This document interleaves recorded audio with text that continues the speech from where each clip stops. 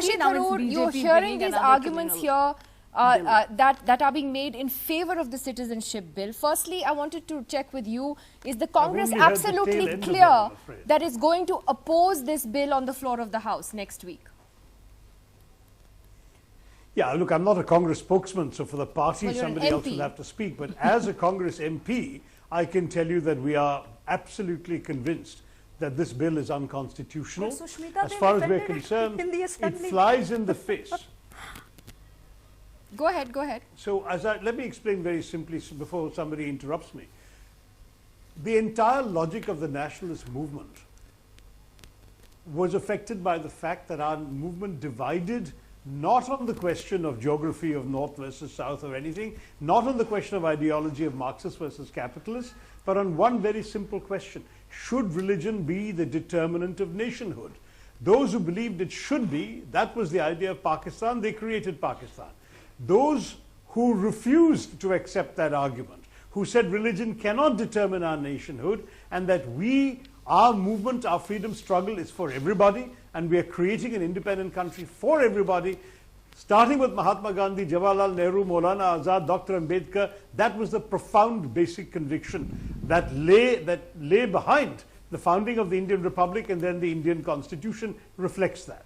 So you've got, for example, Article 14 on equality, Article 15 which talks about non-discrimination, you've got freedom of worship, freedom of religion, and the idea that people, irrespective of their religious faith, have equal rights in the society is core to the idea of India. I know that there are other ideas of India that some people are trying to float, but as long as we're working and living under the present Constitution of India, there is very little doubt in my mind that this is completely unconstitutional. And so we will have to stand up against it on that primary ground to begin with. There are thereafter all the other practical questions that I'm sure some of your guests may have raised. I only caught the last couple of minutes of their discussions. But there is the obvious fact that when you're talking about persecuted minorities, and we have a great deal of sympathy for persecuted minorities. Dr. Manmohan Singh, when he was leader of the opposition in the Rajya Sabha, actually was the first MP to request the then government of Mr. Vajpayee to bring in a law that would give persecuted religious minorities asylum in India. I, as an MP, have moved a private member's bill requesting the government to pass a national asylum law, which would be equal and non-discriminatory for anybody who can demonstrate a fear of persecution, including on the basis of religion or anything else. They could be their political opinions, it could be their gender or their sexual orientation. If they're persecuted, they should have a right to seek asylum in our country. Our government has seen fit not to accept any of those ideas. Instead, they have proposed an extremely selective bill which spells out specific categories of people who would be eligible for citizenship.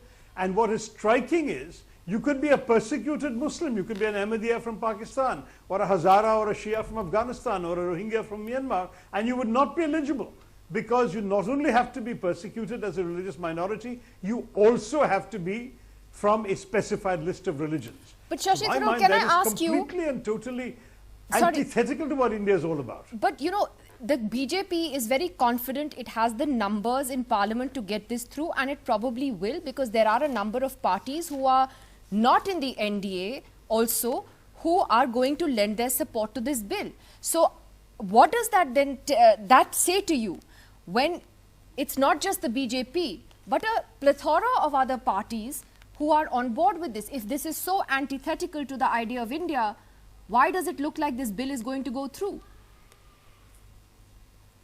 Because the BJP won the last election with a crushing majority. You may well turn out to be right.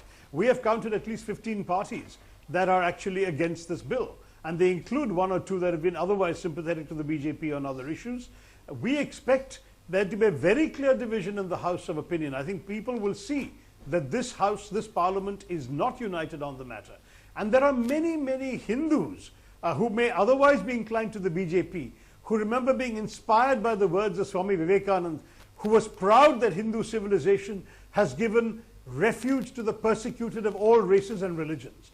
This is a betrayal of the ideals of Hindu practice and civilization as well that the BJP is committing. It is not just an assault on the Constitution of India. Vivekananda's speech was 1893. He is talking about a vision of India that we were brought up to value.